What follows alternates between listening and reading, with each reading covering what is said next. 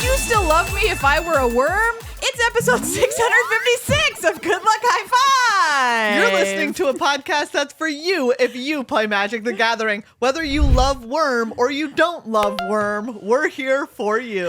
I'm one of your worm hosts. That's WURM, Maria. And I'm another one of your Worm hosts, Megan. Oh, wow, we were both worms this whole time. Wow, shocking. What kind of worming do you like to do? A question you never really think you're going to get on Monday morning when you get to work. No. Wow, I was just going to say a question you never really think you're going to get. Period. End of statement. Wow, what kind of worming have I been doing? Yeah. I would say just like the usual, mostly mud worming. Oh, right yeah. now. It's been so rainy. So rainy here really in Minnesota. Worm mud. Have a day for the worms, as they say. Mudworm. A season for the worms, truly. Yes. We have a beautiful waterfall here in Minneapolis called Minnehaha Falls, and it is having a banger of a season. Last week on Thursday, I canoed all the way from Lake Minnetonka, which is up in the northwest suburbs. Wow. Down Minnehaha Creek all the way to Minnehaha Falls. Oh, that's very cool. Yeah. And the water was, I'm sure, very high and buoyant. It was quite high. It has to be within a certain, it wasn't too high because you go under some bridges. Oh, yeah. You go very close under a bridge. You don't want to get decapped, No, you don't. Even though I don't think you could ever go fast enough on a canoe for that to happen. What would have to be the velocity? Would not want, this is a math problem. For all you math people out there, here's the math problem is what velocity must you be traveling at in a canoe to decap? That's the question. That's the question. Let us know in the comments or in our Discord. We need to know. I'm working on a sequel to Hereditary. I saw somebody post a picture on the internet the other day. It was like, found the spot where this happened in Hereditary. And they took a picture next to it, throwing up a peace sign, the telephone pole. Iconic. That's very funny. Iconic. Very messed up. Oh my gosh. I have more to say about horror movies coming up later in the show. I sure do. Love that. Or I should say horror movie. Maybe I'll do it in the producer segment. Are you going to talk about Witness? I'm going Witness. What's Witness? Isn't that a movie starring Harrison Ford? Maybe from the 90s? No, that's The Fugitive. Wait, no, is there another one? Yeah, okay. There is. Wait, what movie are you going to talk about? I'm going to talk about Weapons. That's the one that I'm trying to say. Okay, yes. But there is a Harrison Ford movie. I do want to think it's called Witness, about a boy who witnesses a crime. You're right. And he has to protect. But he's Amish and... No. Doesn't Harrison Ford witness the crime and he has to become Amish? You know what? Am I mixing up two movies here? Because Harrison Ford definitely has to go to Amish Town in some movie. Yes, and I think that you might be right, and that is Witness. Yeah, I think so. And I think it is a kid, I want to say, who's involved, but maybe I'm thinking of two different movies. Harrison Ford did a lot of protecting and a lot of witnessing in the 90s. Yes, he did. Let's just say that out loud. That happened.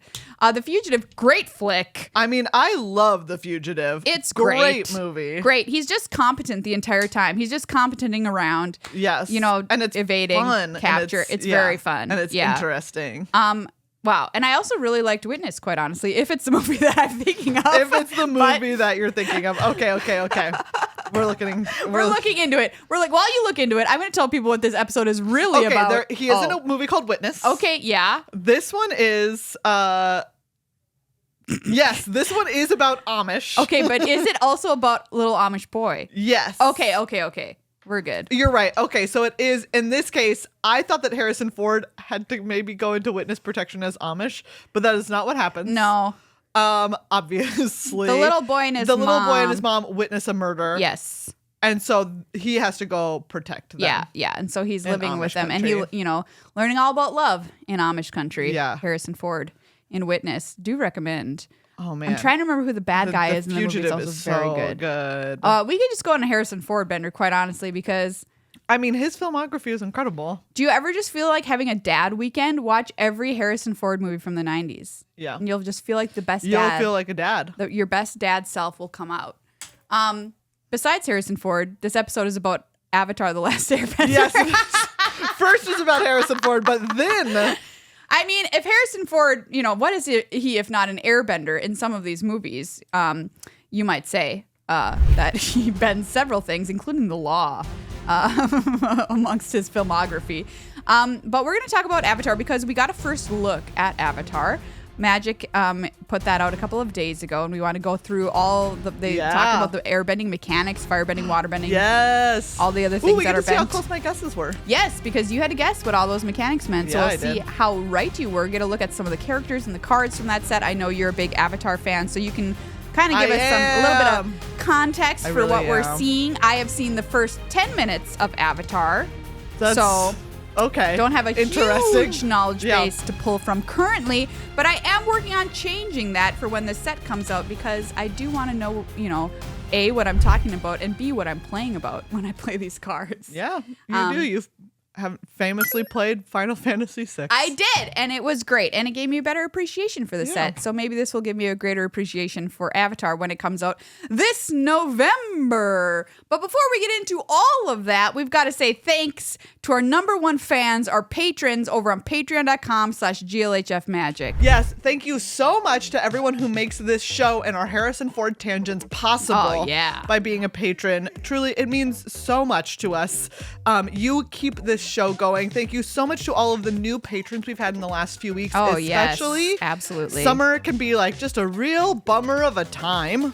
That's why they rhyme. Yep, that's why they rhyme. For creators, and economically, big question marks right now for everybody across the board. Across the board. So thank you so much for helping us keep giving this show life. And we want to say a special thank you to David NW6 for increasing their pledge. David, thank you so much. Have you saved the podcast?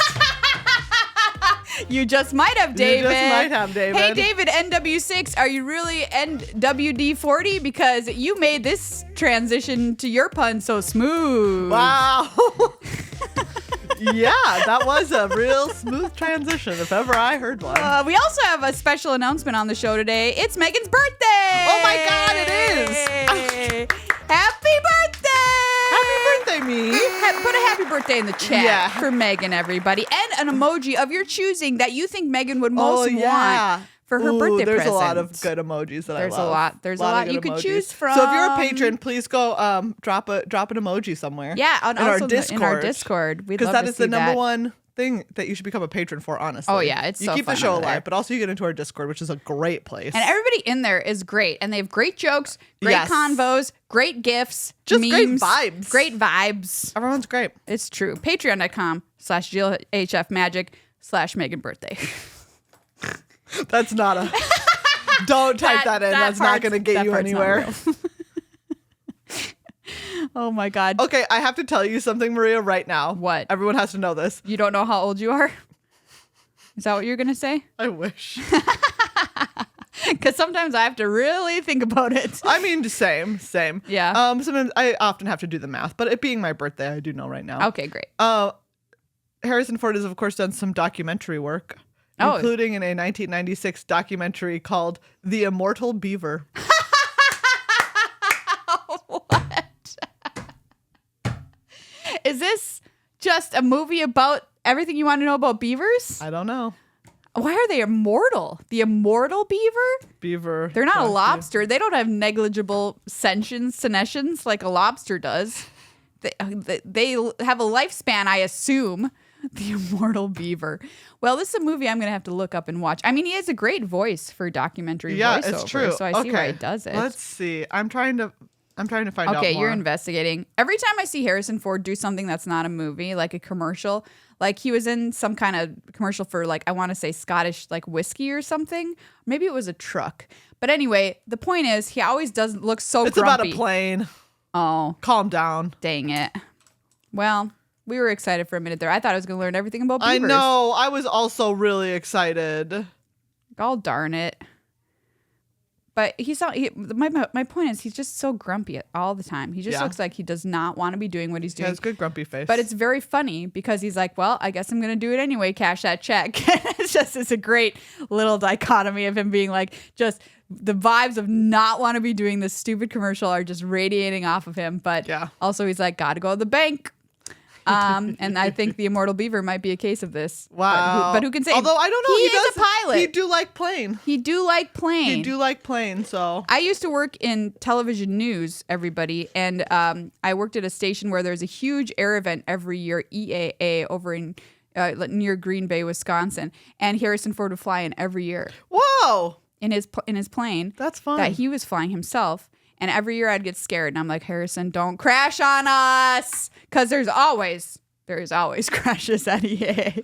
I have to say, every year. What a statement about an event. Yeah, it just is like, well. Hey, do you want to go to the plane crash convention? When is it going to happen? Because it happens every time. Like, every year, sure as. And he did crash his plane in that park. Oh, did he? Don't you remember? I don't. Harrison Ford crashed plane in park. Wow. In LA, I want to say.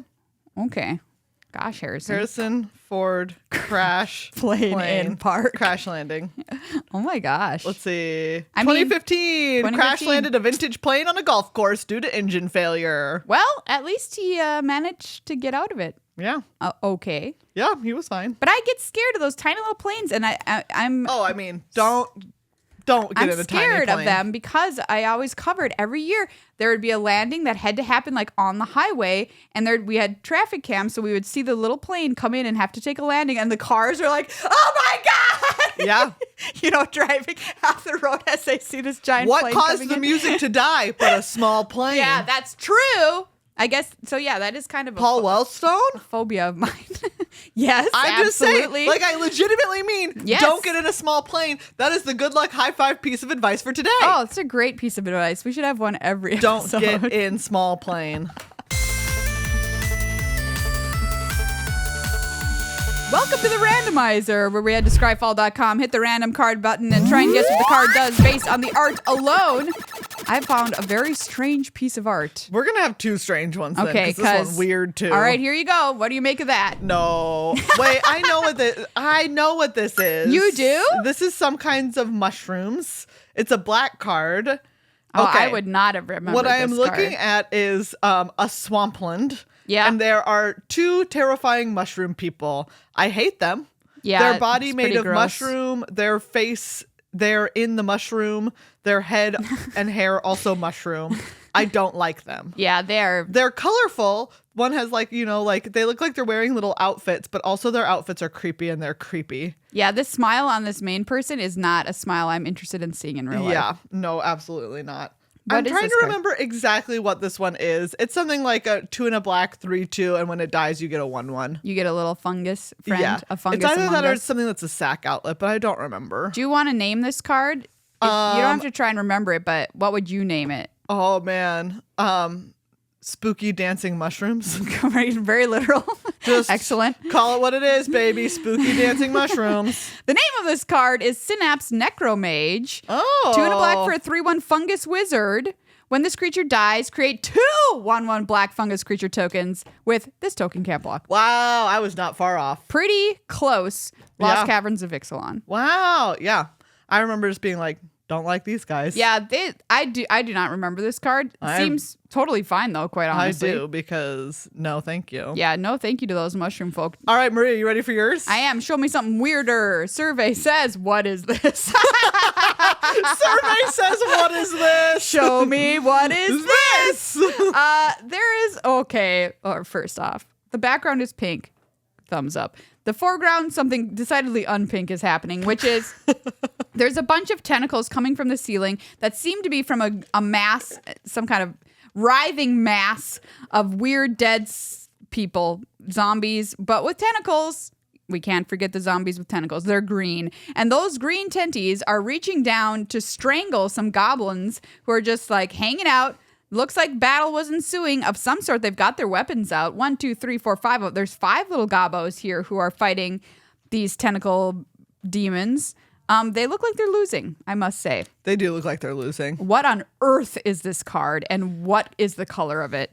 Yeah. I don't know. I don't know what color this card could be. You could tell me any color, and I would believe you. I suppose the zombies are green, so God. Green-black things look like they're occurring, though. I'll give this card. Green black things look like they're occurring. I'll give this card. I'll call it 3 green black, even though I don't know. Anyway, what is it? Is it the goblins that are being, or is it the zombie things? Oh, there's 6 goblins because one's going up into the morass. Yeah, it is. Okay, this is called Fungus Among Us. Oh, similar to what you saw. This is a Fungus Among Us, and it is a 3/5 fungus demon. And it says, when it enters, destroy up to 6 1/1s. What a specific card. You never know when you're gonna need it, but when you draw destroy it, sometimes up to 6 1/1s.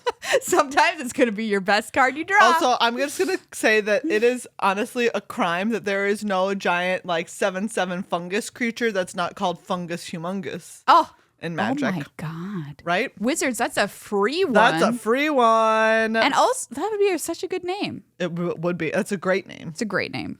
Okay, it's Choking Vines. Oh. X and a green for an instant. Play only when blockers are declared. Okay. X target attacking creatures are considered blocked. Choking Vines deals 1 damage to each of those creatures. Hey, there's the 1 damage. There is 1 damage. Wow. I felt it in there. You did destroy up to 6 1/1s. You know, I should have known it wasn't a creature. It just didn't feel like one. Yeah, it's weird. Where is it from? Weatherlight. Weatherlight. Yes. One and only printing. Yep. Once ever. And never again. Never again. So what's the Oracle text if this were to be reprinted? Instant. Cast this spell only during the declare blocker step. X target attacking creatures become blocked. Choking Vines deals 1 damage to each of those creatures. Okay. Yeah, it's time. Time to reprint this, I say. Yeah. Especially. All right, give us Choking Vines. Especially with what we know about Avatar and the ally mechanic that we're going to see. Oh, we might have a lot of 1/1s running around. That's right. So I'm just saying, destroy up to 6 1/1s could really come in handy. Up to 6, specifically. 6.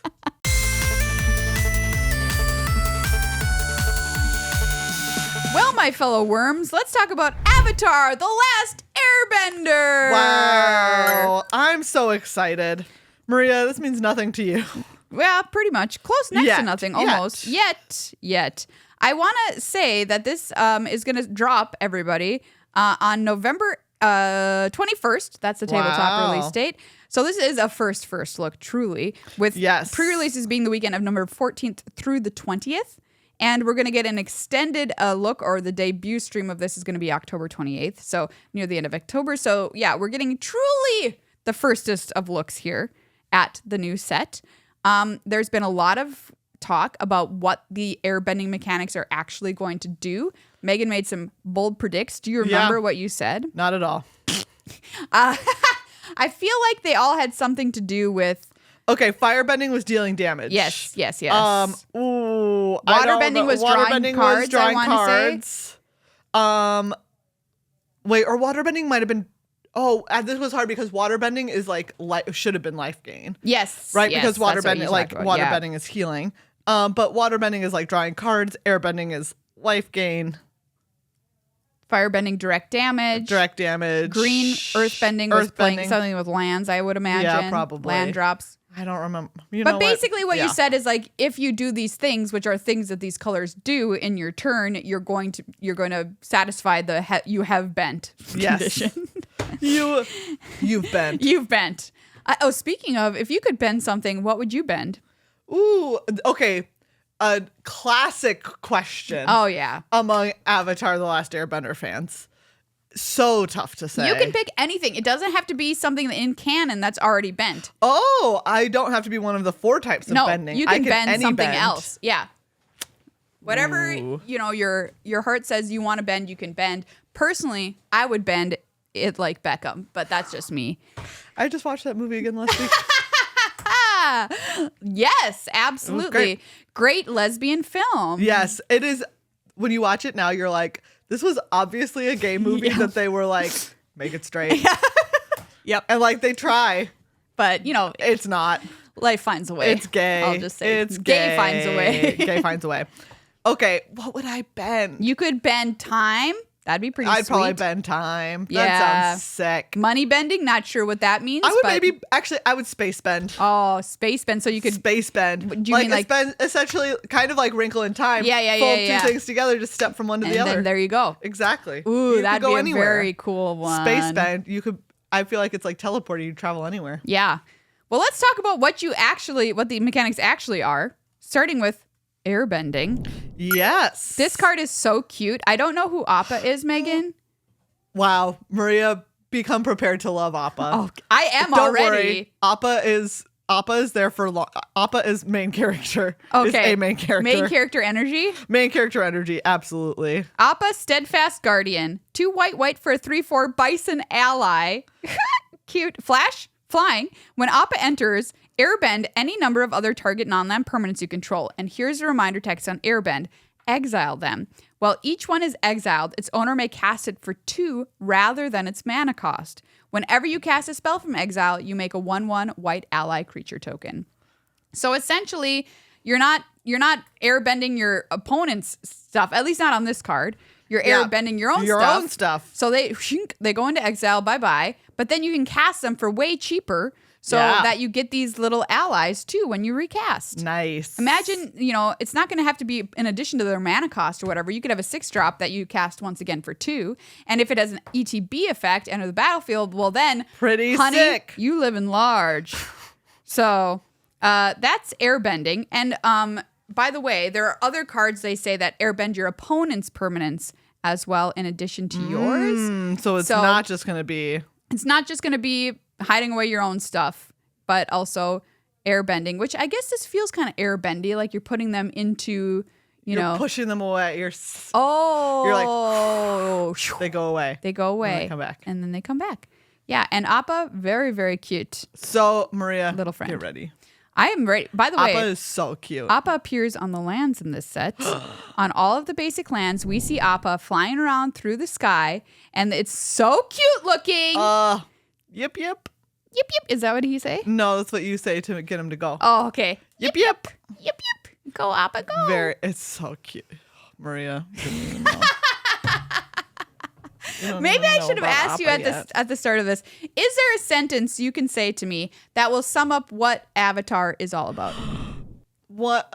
Truly, what? I'm giving you 10. I'll give you 10 words. And we'll see if we can distill it for the folks like me who might not know what Avatar's quote unquote deal is. It's so hard. Like fantasy story about growth, change, and the tragedy of war. Ooh, very nice. That sounds great. It's so good. I'm sold now. Also cute and funny. Well, you don't get those words. So. I know. It's so cute and funny though. Maria, there's a I want to tell you this because it's so good, and it's not a spoiler because you still get to go watch the episode, but there's an episode where they go watch a play that's about their story. Cute. And it's like classic like story within a story, and it's very funny. I love that. It's very funny. Let's talk about water bending. Yeah. All right. So water bending says, for instance, we have it on Katara, Water Tribe's Hope. 2 white, blue for a 3/3 legendary creature, human warrior ally with vigilance. When Katara enters, create a 1/1 white ally creature token. Waterbend X. Creatures you control have base power and toughness XX until end of turn. X can't be 0. Activate only during your turn. Nice. So waterbending is changing the power and toughness. Yep. To so XX. All these little allies that you are making, you are able to then pump them up with waterbending. Pretty cool. What was I going to say? So ally being a sub-theme in this set. Yes, makes sense. It makes sense. 1, 2, seems very important. There are 137 cards, including the new ones, which have been previewed so far, which are ally creature types. And there was ally deck in Modern, I want to say, back in the day. Oh, yeah, there was. And so will we see this resurge again into Modern? Because the next Pro Tour we're doing in Atlanta, guess what the constructed format is? Modern. Oh, this isn't out before then. Oh, it's not. You're right. You're right. I'm thinking like this is Spider-Man. That's what I'm thinking. Not even. Dang. That would have been fun though, because that ally deck was sweet. It wasn't I don't think it was ever like super good, but it was cool. Yeah, it was cool. Cool typal deck. So little human ally sort of thing. Yeah. All right, next up we have Earthbending. Ooh, this is Toph. Is that I'm saying that right? Yes. The first metal bender, Toph. Yeah. 1 red, green, white for a 3/3 human warrior ally. Non-token artifacts you control are lands in addition to their other types. Cool. At the beginning of your end step, Earthbend 2. What is Earthbend? It says, target land you control becomes a 0/0 creature with haste that's still a land. Put 2 +1/+1 counters on it. When it dies or is exiled, return it to the battlefield tapped. Sick. It's really good. That's really good. Really good. Really good. And on this card, you just repeatedly get to do that. Yeah, which you is just sick. do it again and again. And it doesn't punish you when these things exactly. die. The fact that it gets to come back. Toph will just keep doing it. Yeah. As long as Toph's still around. Sick. You just will keep bending those lands. All right, so air bending, we push stuff away, ourselves or our opponent's stuff. Water bending, we pump up our allies. Earth bending, we turn our lands into creatures. Fire Next bending. Firebending. We have Fire Lord Zuko for red, white, black. Legendary creature, human noble ally. He's a 2/4. Firebending X, where X is Fire Lord Zuko's power. Whenever this creature attacks, add X red. This mana lasts until end of combat. Wow. Yeah. The rest of Fire Lord Zuko's text says, whenever you cast a spell from exile, so whenever a permanent you control enters from exile, put a +1/+1 counter on each creature you control. Nice. Holy cow. So you could add a ton of mana if you have a lot of firebenders who attack in combat. Doesn't last till after combat, so that means we're probably going to see a lot of instants in red. Or abilities that you can use during combat, like red, like fire breathing. Yep, fire breathing. They've shown off an enchantment which has flash as well, along with Fire Lord Zuko. So this is something sweet you can do with a lot of red mana. This is something you could do. This is an enchantment, Fated Firepower, red X. Again, enchantment with flash. This enchantment enters with X fire counters on it. If a source you control would deal damage to an opponent or a permanent an opponent controls, it deals that much damage plus an amount of damage equal to the number of fire counters on this enchantment instead. Yeah, that is excellent. Great. Yeah, so really incredible. Very powerful potentially. Yeah. As long as you can attack, you can probably do a heck of a lot of damage in the colors that we'll care about firebending, specifically red, obviously. Oh, of course, we know we're also going to have sagas. Yay! Which makes a lot of sense. I would say Avatar is very much also a show about storytelling. Yeah. In a very cool way. This is The Rise of Sozin. 4 black. Chapter 1, destroy all creatures. Chapter 2, choose a card name. Search target opponent's graveyard, hand, and library for up to 4 cards with that name and exile them. Then that player shuffles. 3, exile the saga, then return it to the battlefield transformed under your control. And then the other side is Fire Lord Sozin, legendary creature, human noble, a 5/5 with menace and firebending 3. Whenever Fire Lord Sozin deals combat damage to a player, you may pay X. When you do, put any number of target creature cards with total mana value X or less from that player's graveyard onto the battlefield under your control. Which obviously really you're getting firebending 3, so you're gonna have mana. Yes. This card is incredible, obviously. Megan and I are always very happy whenever we see sagas in a set. Because they're just so sweet. The art on them is always really, really cool, and I love how they play, and I love these flip sagas. So I'm very excited to see them here. Yeah. In this set. Something else that's returning, by the way, in this set is shrines. Oh yeah, of course. That makes a lot of sense. Makes a lot of sense. They showed off in their debut video Southern Air Temple, which is 3 and a white for a legendary enchantment shrine at uncommon. When it enters, put X +1/+1 counters on each creature you control, where X is the number of shrines you control. So does the shrine thing in a way. Whenever another shrine you control enters, put a +1/+1 counter on each creature you control. Wow. So that's like, shrines always want more shrine. That's shrine their want deal. More shrine. Shrine want more shrine, and this shrine, once you get more shrine, well, you're really shining in this shrine. The shrine. This shrine want more shrine. Shrine shine, if you will.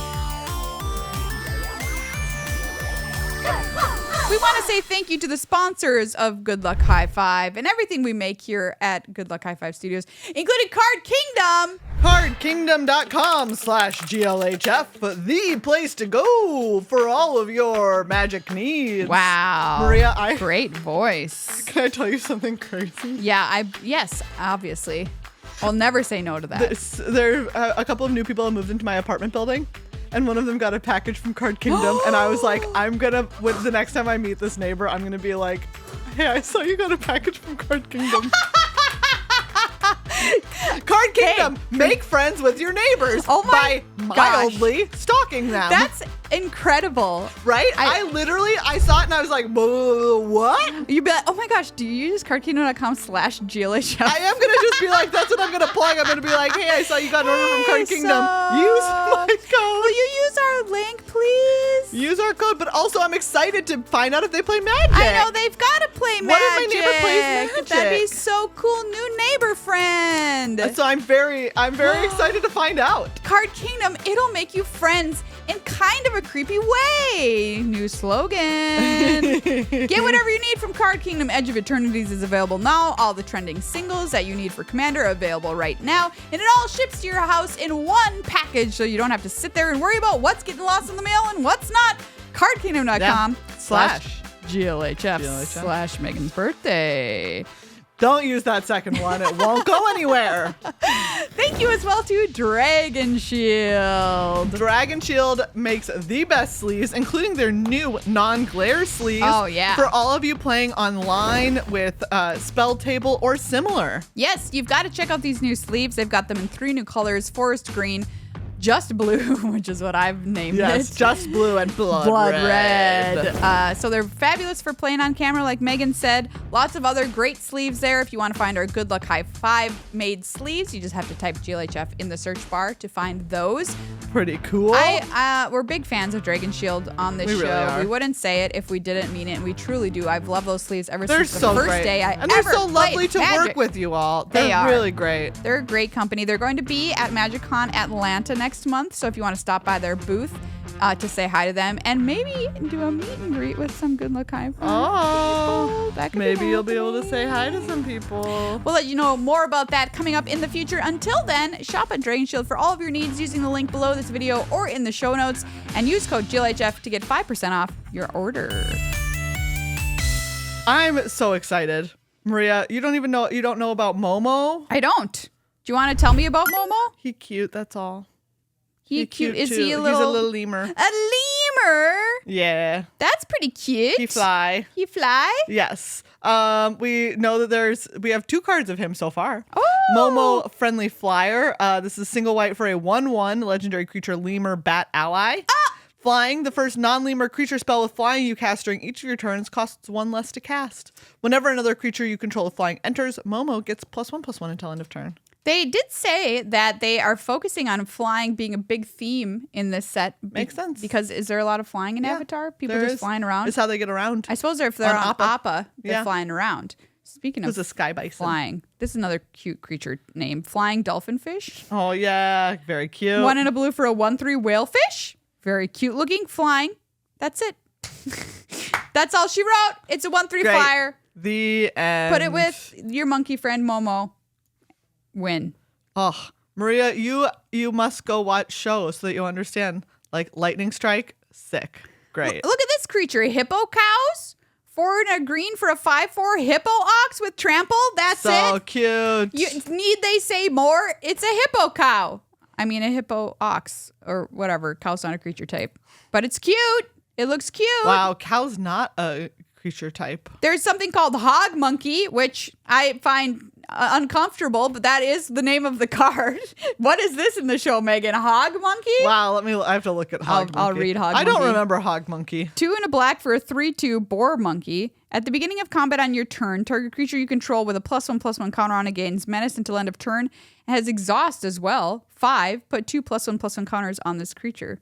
And you can only activate exhaust 1 time. That's exhaust's deal. Yeah. Also, did you notice there's some There's a card called Hog Monkey Rampage. Sorry. Yeah, there is. Did you notice that there's subtype lesson?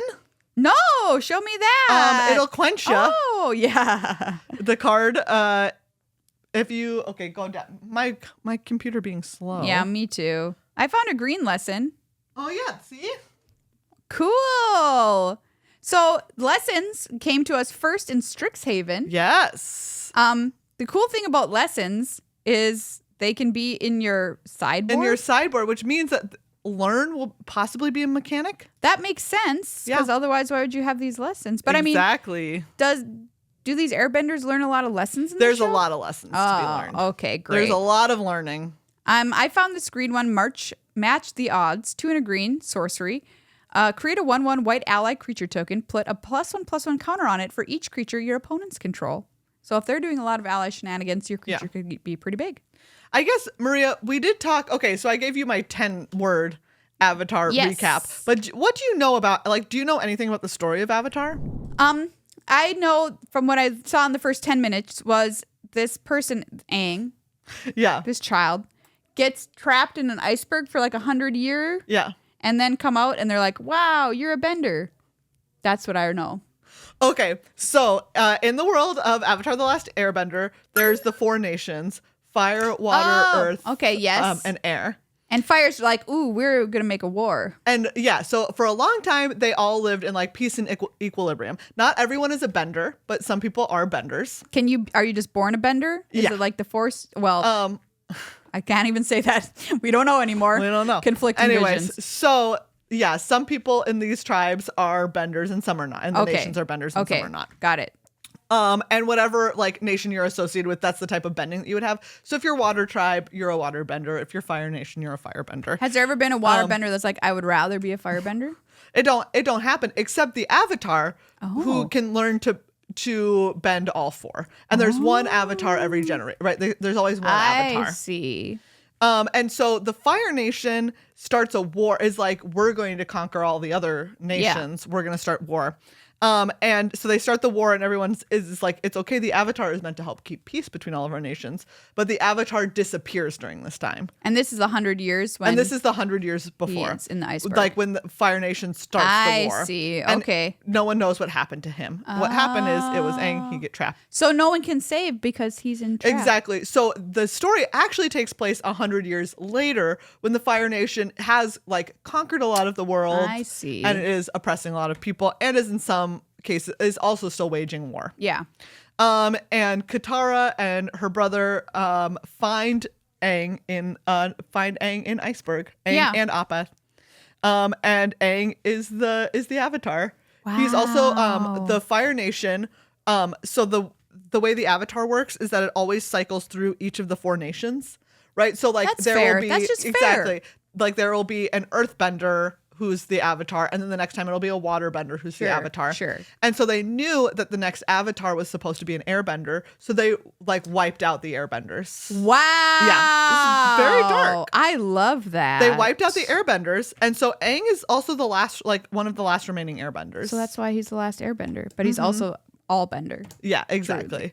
So and then he has to go learn, his journey is mastering all 4 types of bending so that he can help end the Fire Nation's war and oppression of all the other nations. Holy cow. But there's really great other things that happen in it.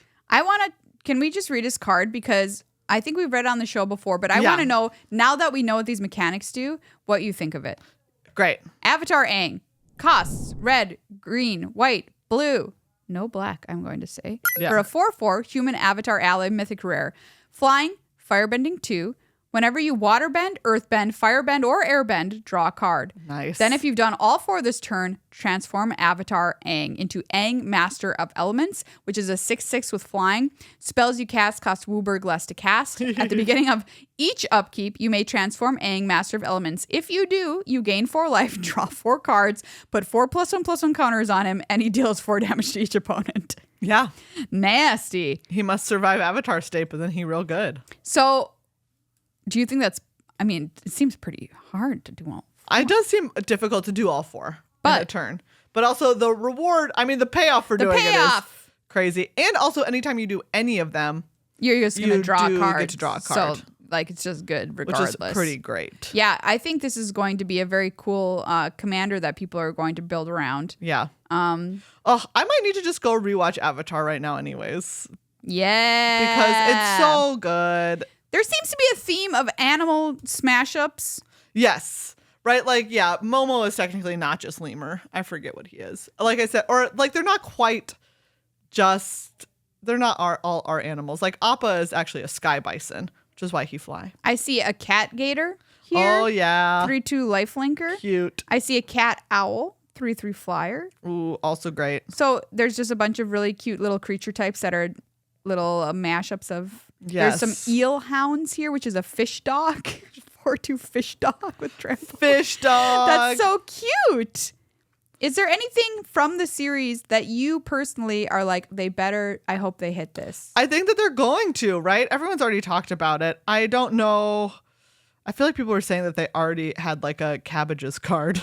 Oh, there's got to be. You don't even, yeah. There's got. I mean, I know that. You know, but my I don't cabbages. know. I don't know what the deal is, but I definitely have heard. It's a cabbage, you know. A cabbage. You know, I know that there's something cabbage related to Avatar. You do know that there's something cabbage related in Avatar. Yes, indeed. These cards seem sweet. Iguana parrot. That's pretty cute. How am I going to choose cutest card? Yeah. I don't know. It's going to be tough. There's so many cute cards. Maria, you haven't met Uncle Iroh yet. One of the best characters of all time in anything. Mongoose lizard. That's cute. They're just adorable. Komodo rhino. That's cute. Yeah. Anyway, who is your favorite character in the series? Wow. Great question. Probably Uncle Iroh. Uncle Iroh. Okay. I really love Uncle Iroh. He already has one card so far. Ooh, what is it? Iroh, Firebending Instructor. Okay. So 2 and a red for a legendary creature, human noble ally. He's a 2/2. Whenever he attacks, attacking creatures get +1/+1 until end of turn. Oh, nice. Yeah. Can I ask if this is the most unhinged magic art we've ever seen? I just want a quick temperature check on this. Avatar enthusiasts, 2 and a white for a 2/2. Whenever another ally you control enters, put a +1/+1 counter on this creature. I just want you to zoom into this art here to just take a peek on what's happening to this guy's face. Yes, incredible. What's going on with this? You know, you're just gonna have He's foaming at the mouth. Yeah. You're just gonna have to watch and find out. Guess I will. You're just gonna have to watch and find out. So the avatars like have groupies? Is that what's happening? You know, you're just gonna have to watch and find out. Okay. I also really love Azula, one of the true villains of the show. Ooh, she's great. Love a good villain that you like. She's really great. By which I mean she's really terrible. She's a terrible person. Well, that's what you want in a good villain. You don't want them. You don't want to like them. I mean, you want to like them, but you know what I'm saying here? It's really good. Well, oh gosh, Maria, I'm just so excited for your journey. I'm excited to be on this journey too. These cards, I want to talk about it, but I don't want to talk too much about it because I also Sure. just want you to have the journey of it. This is a cool card. I'm going to point out Aang's iceberg, since I happen to flips hair know about this moment. You in do the know show, about the iceberg, so no big deal. It is in the 10 minutes that you've watched. 2 and a white for an enchantment at rare with flash. When this enchantment enters, exile up to one other target non-land permanent until this enchantment leaves the battlefield. Waterbend 3. Sacrifices enchantment. If you do, scry 2. Wow. And while paying a waterbend cost, we didn't say this about waterbending, you can tap your artifacts and creatures to help pay for it. Oh. Each one pays for 1 generic mana. Wow. So I did miss that. So that's an extra cool thing about waterbending is just going to be That is very cool.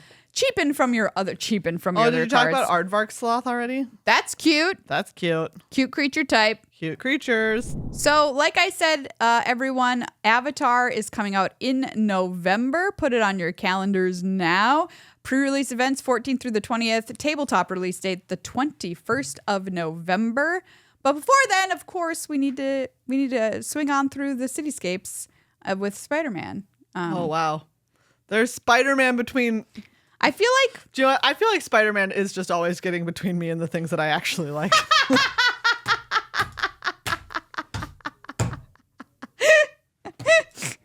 Stop blocking Spider-Man. Hey, Spider-Man, get out of my ding-dang way. I don't know about you, but I'm interested in playing a Doc Ock deck. Okay. That's what I've been thinking about. All right. I do like Doc Ock. He's probably one of my fave characters in Spider-Man. It's only because I like Alfred Molina. Spiderman. Agreed. I recently saw Shangri-La for the first time. Oh, yeah. On an airplane. Wild place to watch that movie. I've never seen it before. And I was like, And Alfred Molina shows up and I'm like, I am in. Yeah. He's like kind of the bad guy, but not really. But he's kind of a bad guy for a while. But he, you know, there's a true heart under there somewhere. Yeah. Johnny Depp shows up.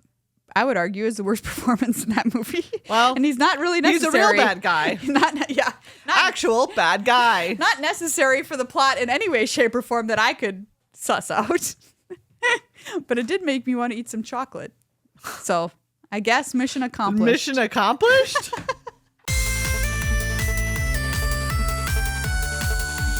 Well, worms, thank you for listening to the show. We're going to let you get back to worming around, whether it's in the mud, whether it's being eaten by a bird. Maria, someone was just telling me how they had a debate with someone that was like, is worms bugs? Oh. I know my answer. I don't see a worm as a bug, I gotta agree. say. No. It's worms different. is not bugs. Worms isn't bugs. Worms isn't bugs. Is worm technically even a bug? I mean, is there any such thing as a technical bug? Yes, when you're programming. Yeah, that's true.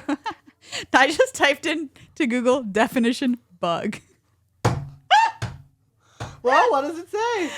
A small insect. Oh my God. That's not helping me. That's not helping. Is worm a bug? Oh, look, I'm not the first person to. No, a worm is not a bug. Wow. While the term bug is often used colloquially to refer to any small creature, it has specific meaning in biology, referring to insects in the order Hemiptera.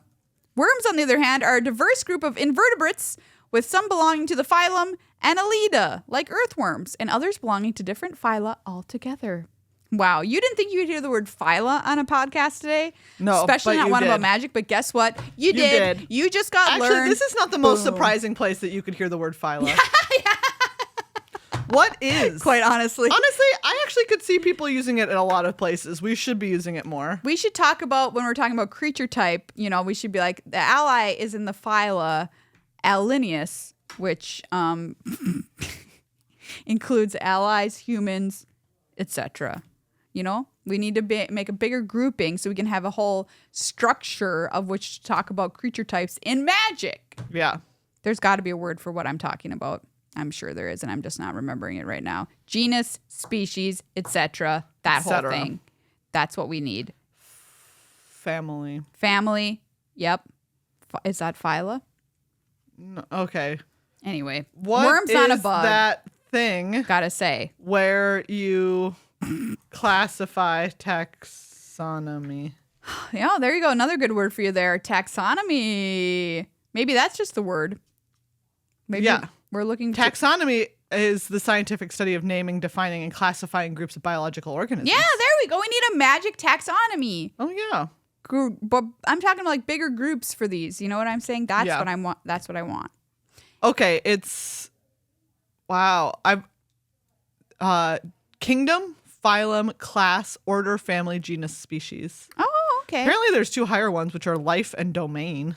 Oh my. Which I had never heard of before. Like life and unlife? So we're like a rock is in the unlife category? Yeah, right? First it has to be life. Alive. And then what was the one after life? World? Is that what you said? Domain. The highest level within life is both new and disputed. Love this. Oh. We've stumbled upon a scientific debate. Interesting. Yeah. The point is, Avatar: The Last Airbender is going to be here before you know it. So I better get started watching if I'm going to make it. Because it's pretty long, isn't it? It's 4 seasons. 4 seasons. Okay, that's not so bad. It's not terribly long. I'm really going to have to pause Drag Race for a while and get on that, because I've been really getting into Drag Race recently. Oh, yeah. Yeah, it's great. But everyone, thank you so much for listening or watching this week. Thank you to our patrons who support us over on patreon.com/GLHFmagic/Megan's birthday. If you want to become a patron at $5 level or more by next week, or increase your pledge by any dollar amount, we'll give you a pun shout out on the show, which is highly sought after, quite honestly. Yes. And David got this week 2 good puns. So be like David and help us out over there. to make our summer not a bummer, like Megan said. Thank you to Card Kingdom. Thank you to Dragon Shield. Thank you to Worm. To worms. Without them, these bugless creatures, where would we be? Where would we be?